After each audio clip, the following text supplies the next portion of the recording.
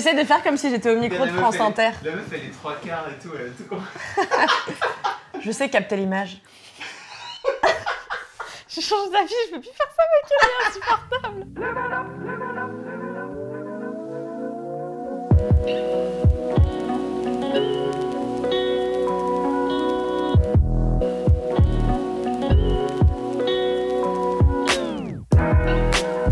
J'ai une phrase que je dis souvent, pour expliquer ça, je dis « On m'a appris à avoir peur avant que je comprenne de quoi je devais avoir peur ». Et c'est vraiment la sensation que j'ai eue dans ma vie, c'est que depuis toute petite, que ce soit mes parents, la famille, tout un environnement m'a inculqué cette peur des espaces publics. Et je me suis rendu compte à l'adolescence ou quand j'étais étudiante, de quoi j'avais peur. Par exemple, ma première soirée en boîte, j'arrive à Lille, je suis étudiante, c'est la première soirée que je fais. J'étais jamais allée en boîte, j'étais jamais sortie le soir. Je rentre et je marche un quart d'heure dans les rues désertes d'un quartier plutôt bourgeois de Lille. J'étais terrorisée, j'avais vraiment le cœur qui battait. Je me souviens, terrorisée, c'est le mot. En fait, j'avais embarqué à la soirée une jupe longue et un foulard. Ouais. Et je me souviens que je l'avais mis un peu comme si je portais un voile. Je savais pas à l'époque que c'est pire.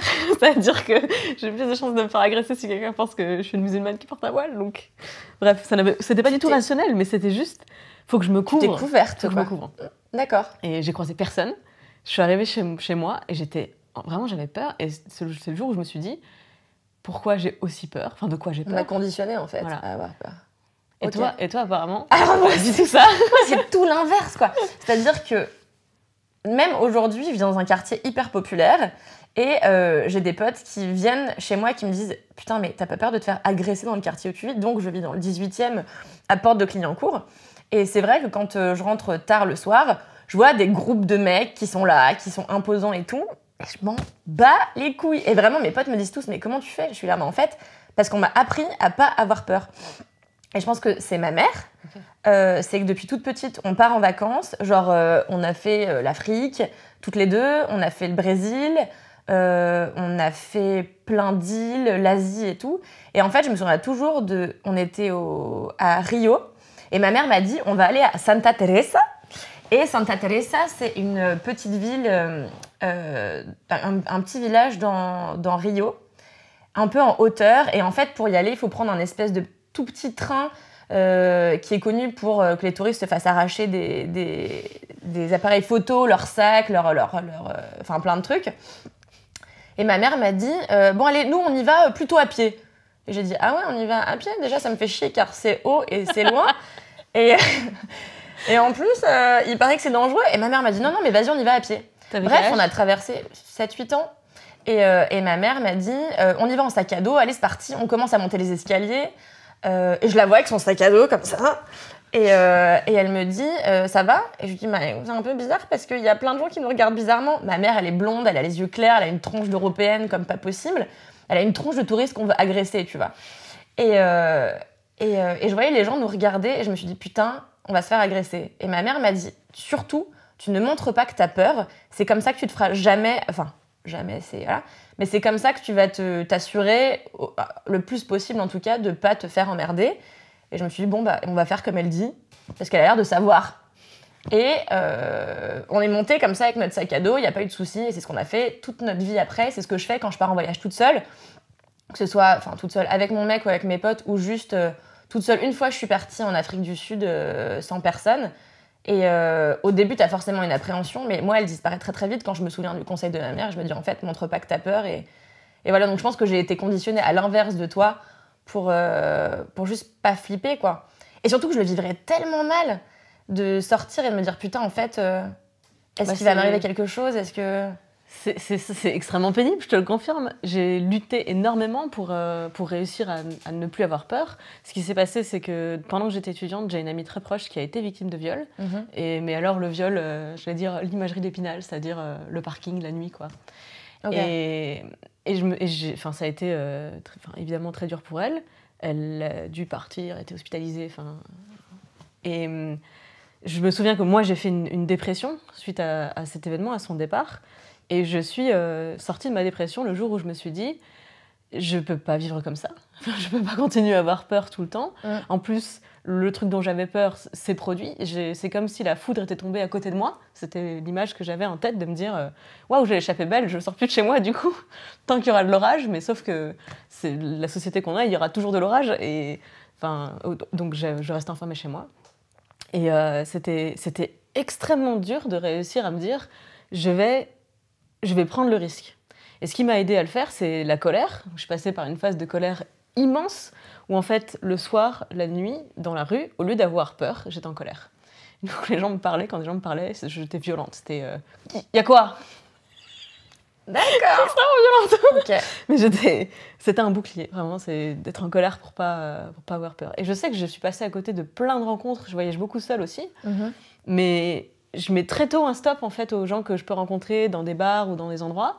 Dès que je sens qu'on va aller dans un espace public à découvert, j'allais dire, je pars pas avec des mecs en fait. Je sors avec des meufs peut-être, mais je suis pas un mec dans la rue la nuit. Et c'est pas juste la peur qu'on t'emmerde un peu, c'est la peur vraiment... C'est l'agression sexuelle, ouais. Ouais, ok. Parce qu'en plus, pour avoir beaucoup travaillé sur ces questions, et c'est ce qui est arrivé à mon ami, il y a l'effet de sidération. Et pendant très longtemps, j'étais persuadée que en fait, si on m'agressait dans la rue, j'allais pas pouvoir réagir, j'allais être figée, c'est sûr. J'avais lu tous les conseils, tu sais, les meufs, elles se disent, tu prends tes clés dans la main pour faire un point, tu prends ton sac collé contre toi. En fait, moi, c'est l'inverse. Moi, je tiens mon sac le plus ballant possible parce que je me dis, pourvu qu'ils prennent mon sac et pas moi. Ouais. Et j'ai que des trucs comme ça j'avais accepté une sorte de fatalité. Et c'est pour ça aussi que quand il y a une fatalité de ça va arriver ou une fatalité de peut-être ça va arriver. Et je peux pas laisser ce peut-être ça va arriver m'empêcher de vivre. Parce que si je sors jamais de chez moi, effectivement, il va rien m'arriver, mais du coup, il ne va rien m'arriver du tout dans la vie. C'est chiant. Oui. Et donc, j'ai décidé de sortir, de rentrer à pied, de faire des trucs, mais... Parce que c'est quoi les chiffres? C'est en fait, un mec une femme sur 10 est victime d'agression sexuelle. Non, une femme sur 5 est victime d'agression sexuelle. Une femme sur 10 victime de viol. C'est l'AET ou le sera, hein, c'est une statistique. Donc tu te dis, à chaque fois que tu rencontres 10 mecs, tu te dis potentiellement, celui-là, il peut me violer. Et c'est même pas des mecs dans la rue, c'est plus de 80% des cas, c'est des proches. C'est des proches, c'est quelqu'un que tu connais. Donc, alors pourquoi avoir peur des inconnus dans la rue si tu sais que souvent ça vient des gens que tu connais? Alors, je pense que c'est un mécanisme de défense que j'ai construit, c'est de te dire, si ton, entre guillemets, le mec qui risque de te violer, c'est quelqu'un que tu connais, que tu as rencontré, imagine le nombre de personnes que je rencontre par jour, de mecs, et avec lesquels je vais être méfiante. Parce que, comme tu dis, 1 sur 5 ou 1 sur 10, potentiellement, c'est un agresseur. Franchement, ça me rendrait folle. Je serais agressive avec tous les mecs que je rencontre. Oui. Donc, je pense que je m'étais construit ce mythe de me dire, au fond, le violeur, ça reste un psychopathe qui vit dans les ruelles sombres et les parkings la nuit uniquement. Et pour moi, c'est toujours ça. Hein. Voilà, et donc si j'évite les ruelles sombres et les parkings, il ne peut rien m'arriver.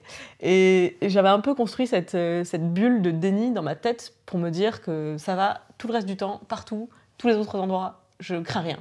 Et quand il y a eu l'affaire Weinstein, ça a fait exploser cette bulle de déni parce que tout d'un coup, tu as des milliers de meufs qui partagent leurs témoignages avec MeToo sur tous les réseaux possibles. Et c'est là que tu es obligé de te confronter à la réalité qui est non, il n'y a pas assez de ruelles sombres et de parking pour que toutes ces meufs aient été victimes d'agression. C'est forcément des mecs de la vie de tous les jours.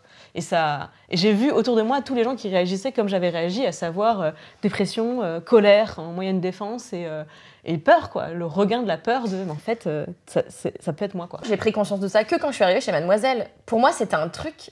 Alors, je savais que ça existait, évidemment. Je suis comme tout le monde, je lis les journaux, je regarde les infos, donc je sais que ça arrive. Mais vraiment, j'ai pris conscience de à quel point ça arrivait tout le temps, partout. Et en effet, pas que dans des ruelles sombres. J'avais jamais pris conscience de ça. Et je sais pas d'où ça vient, parce que moi, j'ai fréquenté plein de mecs, j'ai jamais eu peur. Je sais vraiment pas, ça peut pas juste être ma mère qui m'a dit vraiment, fais comme si t'avais pas peur et tout va bien se passer. Il y a forcément autre chose. Est-ce que c'est les mecs que j'ai fréquentés qui m'ont jamais, qui m'ont toujours mise en confiance suffisamment pour que j'ai jamais été confrontée à cette peur de potentiellement ce mec va me faire du mal? J'ai jamais eu peur d'aucun mec de toute mon existence, quoi.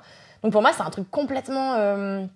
Non, mais... Et je me demande si j'ai pas tort, tu vois. Je me demande si je devrais pas commencer, moi, à flipper un peu plus. Est-ce que je devrais pas commencer à réfléchir à qu'est-ce que je ferais si un jour on me... Parce que j'ai jamais réfléchi à ça. Ma mère m'a toujours dit vraiment, si on t'emmerde, tu mets un coup de genou dans les couilles et tu mets les doigts dans les yeux, tu vois. Mais à part ça, je saurais pas comment faire parce que je me suis jamais posé la question. Alors en vrai, je pense que si ta mère, ça a changé énormément de choses. Parce que tu compares qu'on t'apprenne très jeune à avoir une certaine attitude versus moi, à qui on a appris depuis toujours. Je n'ai jamais eu d'autre son de cloche, en fait. J'ai jamais eu un parent ou un proche qui m'a dit si jamais il t'arrive quelque chose, voilà comment tu peux réagir. J'ai toujours eu ne te mets pas dans une situation où il peut t'arriver quelque chose. Pas dit aussi clairement et directement, mais voilà, en fait, je suis responsable de ma sécurité. Et jusqu'à un point où il y avait, en 2012-13, je sais plus, sur le ministère de l'Intérieur, il y avait des conseils aux femmes seules, et c'était en gros éviter les parkings, éviter les ruelles, enfin, j'ai fait un article, c'était n'importe quoi, bref. Donc je pense que ça a changé énormément de choses. Moi, je pense pas que tu devrais changer, parce que ça t'a plutôt réussi. Donc, jusqu'à présent. Elle continue comme ça, c'est beaucoup mieux. Oui, mais ouais. Moi, j'y travaille énormément, et... C'est quoi le dernier truc que tu disais? Ah oui, le comportement des mecs. Ouais. Ah non, qu'est-ce que tu ferais? Qu'est-ce que tu ferais si... Ah oui, honnêtement, je sais pas. Tu vois, moi par exemple, j'avais réfléchi uniquement à si ça m'arrive. Si jamais je suis victime de viol ou d'agression sexuelle, j'ai enregistré dans ma tête un protocole, justement parce que j'ai vu cette amie qui a été victime de ça et qui a débloqué. Je me suis dit, j'enregistre un truc, une réaction automatique, un réflexe qui est, je vais à l'hôpital et je dis, je porte plainte pour viol ou agression sexuelle. Et je répète ça en boucle jusqu'à ce qu'on m'ait examiné, on ait pris ma plainte, voilà. Et on est déjà au processus. Après, qu'est-ce que tu fais, quoi? Si je pète un câble, en fait, je fais ça. Et j'avais jamais réfléchi à qu'est-ce que je fais pour éviter que ça m'arrive, dans le sens comment je me défends.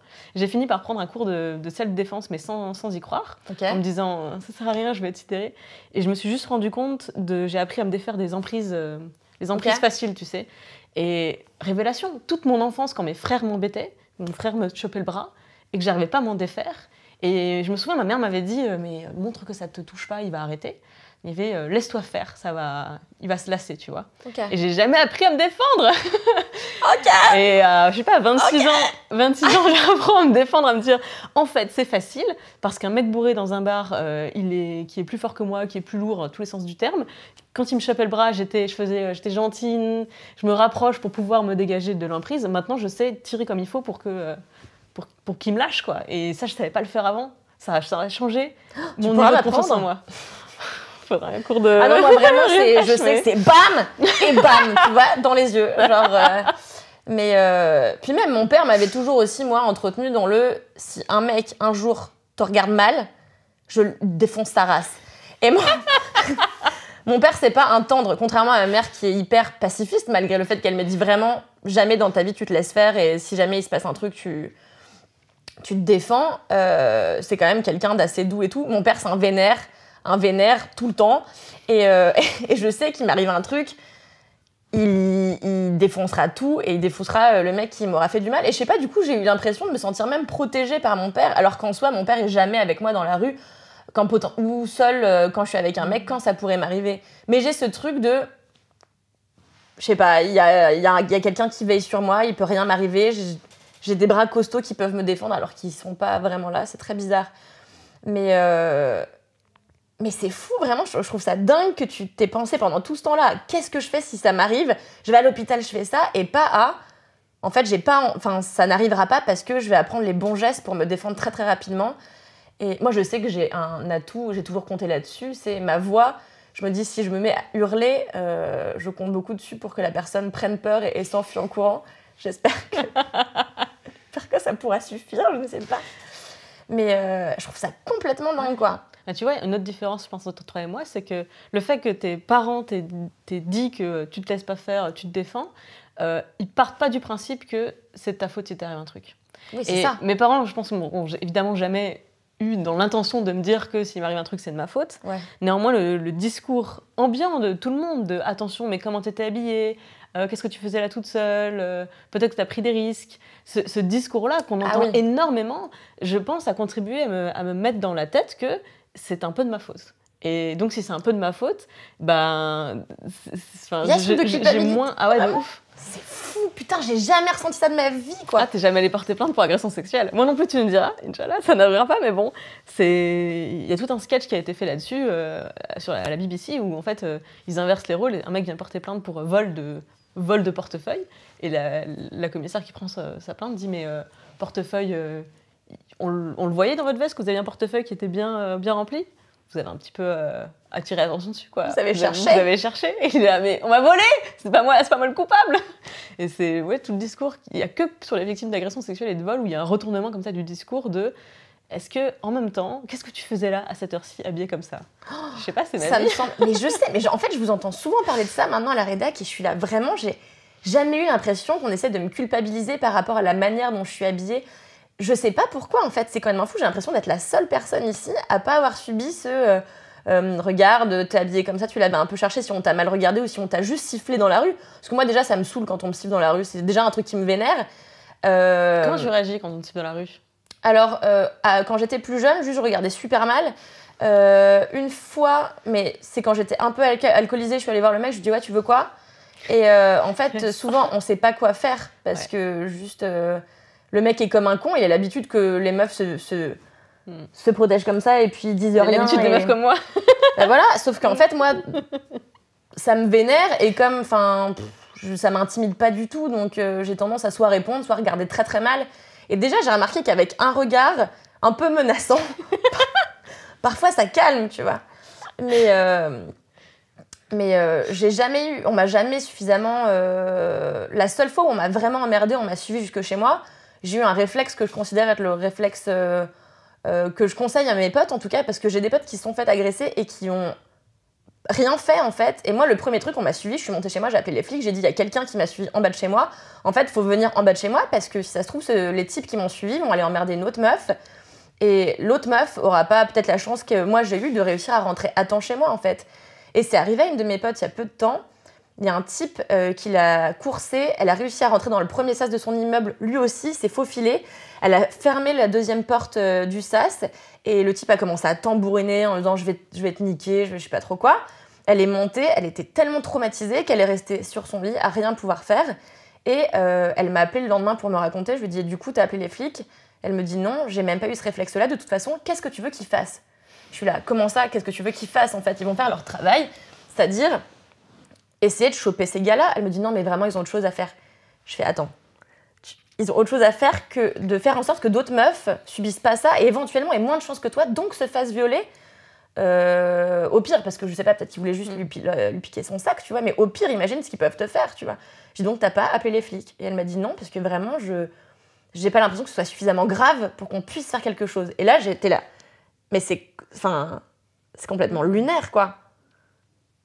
C'est complètement lunaire. Donc ça rejoint un peu ce que tu disais, c'est-à-dire que peut-être qu'on n'est pas dans la culpabilité, mais on est dans il y a une échelle de gravité et il y a des échelons à gravir si vraiment on décide de faire quelque chose. Alors que pour moi, le premier truc, c'est...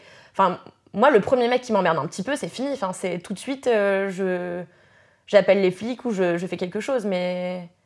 Enfin, tu vois ce que je veux dire? Je trouve ça complètement fou, quoi. J'étais là et...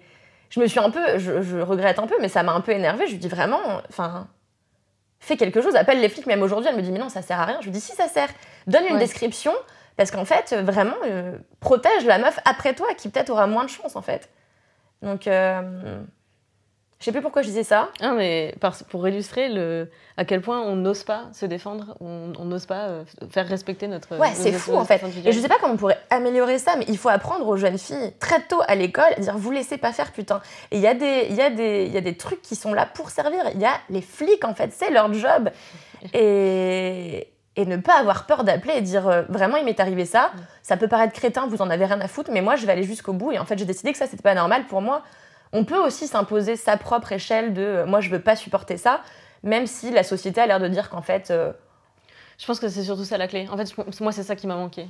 J'ai toujours su que le viol est un crime, l'agression sexuelle c'est grave et qu'en fait j'ai le droit d'aller en justice pour obtenir réparation et tout ça, mais je me suis jamais dit que j'avais le droit de me défendre en fait, que j'avais le droit de me faire respecter. Et c'est fou quand je le dis comme ça à voix haute, évidemment, ça te paraît lunaire, je sais.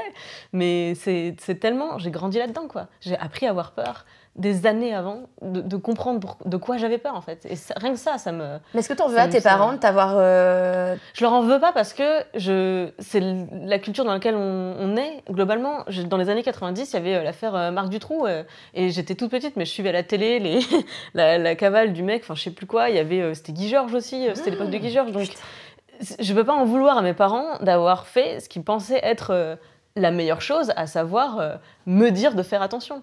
Là où je pourrais leur en vouloir, c'est de... Est-ce qu'ils ont pris les mêmes précautions avec mes frères? Mais en fait, je sais que non, parce que je sais que même aujourd'hui, c'est hyper difficile d'aller dire à des parents, en fait, vous dites à vos filles de faire attention à comment elles s'habillent, avec qui elles sortent, jusqu'à quelle heure, machin. Est-ce que vous dites à vos mecs de faire attention comment ils se comportent avec les filles? C'est ça. Voilà, je me souviens d'un été où on était en camping et on était tous ados, mes frères, et on partait avec une famille, tout le monde était sur tranche d'âge 14-17 ans. Les filles, on allait à la soirée on allait tous à la même soirée du camping. Nos mères nous ont dit aux filles attention, attention, attention, toute la valeur d'attention. Et les mecs, c'était vous allez à la soirée, vous allez draguer des filles? Non, on va à la pêche au thon, lol. Ça fait marrer tout le monde. J'étais choquée, mais j'étais très loin d'être féministe, j'étais juste en train de me dire, on va à la même soirée, pourquoi est-ce qu'on n'a pas les mêmes consignes? Ouais. À quel moment vous pensez que les mecs contre lesquels vous nous mettez en garde, c'est pas les mêmes? Et d'ailleurs, mes frères et leurs potes ont passé la soirée en amont du camping, sur des bancs dans la pénombre, à discuter entre eux et de temps en temps faire des petits bruits quand il y avait des meufs qui passaient, parce qu'ils avaient peur de leur parler. C'était pas dangereux, mais en vrai, moi, quand je passais, j'avais peur. Et ils m'ont fait peur, et j'ai vu que c'était eux, et je suis allée faire mais vous êtes débiles ou quoi? Pourquoi vous faites ça? N'importe quoi. Faudrait que ce monde change. Ça me sidère complètement. Mais je pense qu'aussi, tu vois, t'as eu des frères. Et moi, c'est un truc qui change, c'est que je suis fille unique. Et que je pense que c'est pour ça que mes parents m'ont vachement mis le truc de, en fait, de un, n'aie pas peur. Et de deux, si t'as peur, aie les armes tout de suite pour te défendre. Et parce que, en fait, t'es toute seule et tu le seras toute ta vie, tu vois. Donc, mais c'est fou que même... T'en as parlé à tes parents ou pas de l'attitude de tes frères? Est-ce que t'es allée cafeter, genre, c'est vraiment des bolos, vraiment, c'est des bolos? Alors, pas sur le moment, parce qu'en fait, ça m'a pas interpellée comme... ils faisaient rien de mal, tu vois. C'est juste... encore une fois, c'est moi qui me disais, je suis con d'avoir eu peur, alors qu'en fait, c'est mes frères. Et c'est juste que des années plus tard, quand j'ai commencé à m'intéresser au féminisme, à comprendre tous les mécanismes, j'en ai reparlé calmement avec ma mère en disant, en fait, je sais pas si vous vous souvenez... Et en fait, évidemment, mes parents ne s'en souvenaient pas. C'est anecdotique, c'est un truc parmi des centaines d'autres. Donc, ils ne se souvenaient même pas d'avoir donné ce set de consignes différents aux mêmes enfants, quoi. Et donc, bref, c'est pour ça que je dis que c'est hyper subtil et que ça va prendre du temps de changer tout ça. Mais moi, ce qui me rassure, c'est que, ouais, t'as raison, chez Mademoiselle, on est très sensibilisés à ça. Et il y a beaucoup de meufs, on a beaucoup ce regard de ça peut nous arriver et ça arrive souvent, plus souvent qu'on ne le croit, etc., etc. Et ça me fait tellement plaisir de rencontrer une meuf comme toi. J'ai très envie qu'on fasse un cours de self-défense ensemble. Oh, j'aimerais tellement apprendre ton attitude. Et on apprend ensemble les gestes. Mais oui, mais en fait, j'espère juste que c'est quelque chose de positif chez moi et que c'est pas juste un manque de compréhension de ce qui se passe à l'extérieur de chez moi et de mon petit cercle de confiance où j'ai l'impression qu'il peut rien m'arriver. J'espère juste que je manque pas de... Non, mais en fait, il peut t'arriver, comme il peut t'arriver un dégât des eaux, un incendie, une inondation. Oui, non, mais bien sûr, c'est ça le truc. Bien sûr. Moi, je vis pas dans la peur de mon Dieu, si ça se trouve, quand je vais rentrer, il y a une canalisation qui aura pété, mon appart sera détruit. Alors que moi, je vis plus dans cette peur-là. Car vraiment, chez moi, il n'y a jamais rien qui marche. Et tous les matins, je me dis, putain, est-ce que je vais réussir à prendre une douche chaude? Et je t'assure, j'ai plus ce genre de considération. Est-ce que je suis folle? Je ne sais pas. Mais pragmatique, j'aurais dit. Peut-être. C'est une forme de folie.